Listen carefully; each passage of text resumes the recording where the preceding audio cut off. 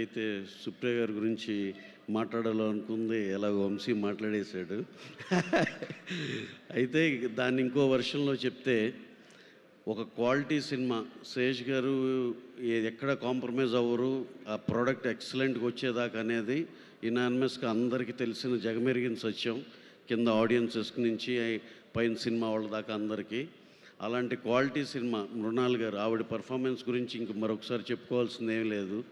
అలాగే దీంట్లో పనిచేసిన టెక్నీషియన్లు అందరిని చూస్తే అలాంటి క్వాలిటీ సినిమా తీయాలంటే డెఫినెట్గా అన్ని రోజులు పడద్దు మేడం.